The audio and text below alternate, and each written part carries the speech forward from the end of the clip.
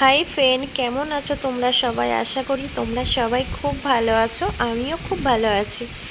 তো তোমাদের সাথে আজ আমি একটা রেসিপি শেয়ার করব। তো অনেক দিন আগেই তোমাদেরকে আমি বলেছিলাম ইলিশ মাছের পাতুরি বানিয়েছি।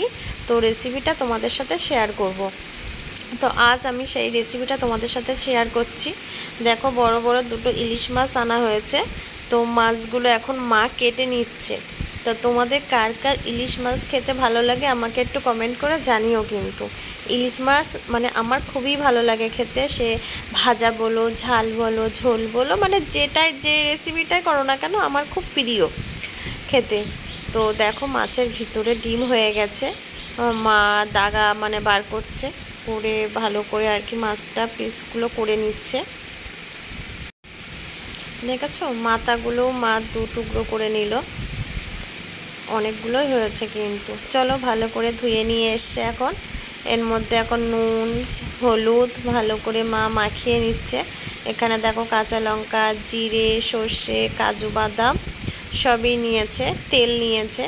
তো সর্ষে, কাজু বাদাম, জিরে একসাথে একটা মা পেস্ট বানিয়ে নেবে। লঙ্কাও দিয়েছে ওর মধ্যে। দিয়ে এবারে ভালো করে ওই সে মাছের মধ্যে নুন হলুদ দিয়ে যেটা আর কি রেখেছিল সেই মাছের মধ্যে মশলাটা দিয়ে দিল।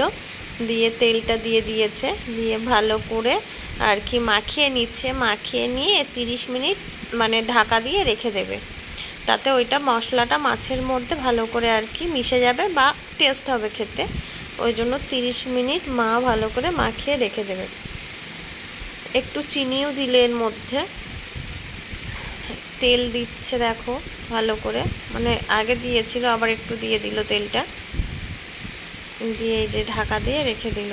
এবার কলার পাতা ভালো করে কেটে এনে মানে ধুয়ে নিয়ে এরম করে ছেঁকে নিলে কি হয়, কলার পাতাটা ভেঙে যায় না। কারণ তুমি যখন কলার পাতার মধ্যে মাছটা দেবে তো কলার পাতাটা একটা ভেঙে যাওয়ার একটা থাকে।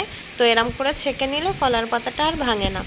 তো দেখো, এই যে কলার পাতাটার মধ্যে মা মাছ দিচ্ছে, ওপরে একটা লঙ্কা দিচ্ছে। যে যেমন পরিমাণে ঝাল খায় তো সেই পরিমাণে, মানে যে খাবে ঝাল একটু তো লঙ্কাটাও মেখে নিয়ে খেতে পারবে। আর যে মনে করবে খাবে না তো ও মানে সাইডে রাখতে পারে।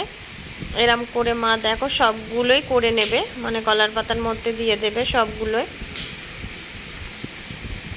দেখো, তো তোমরা চাইলে এরম করে মুড়িয়ে মানে সুতো দিয়েও বাঁধতে পারো। এবার যে বাঁধে তো বাঁধলে ভালো হয়, কিন্তু না বাঁধলেও কোনো অসুবিধা নেই। দেখো সবগুলোই হয়ে গেছে। এবার এইগুলো এখন কড়াইতে তেল দিয়ে ভাজা হবে। অল্প করে একটু সর্ষের তেল দিয়েছে। দিয়ে এই যে মানে গ্যাস প্রথমে একটুখানি মানে জোরে দিয়ে, মিডিয়াম জোরে বলতে খুব জোরে না, মিডিয়াম সাইজে দিয়ে তারপরে এরকম আস্তে আস্তে করে এই যে ভাজা চলছে। তারপরে একটু গ্যাস আস্তে দিয়ে দিয়ে ভাজলে ওটাও ভালো হয়। দেখো, দেখছো কী সুন্দর কালার চলে এসছে না কলার পাতাটা, মানে ভিতরে আর কি মাছটা হয়ে গেছে, কালারটা চলে এসছে মানে হয়ে গেছে। তো মা এখন দেখো নামিয়ে নিচ্ছে। দেখেছো কেমন হয়েছে? তোমরা কিন্তু বাড়িতে মানে ট্রাই করে বলবে। দেখো, এই যে ইয়াম্মি ইয়াম্মি খাবার, ইয়াম্মি।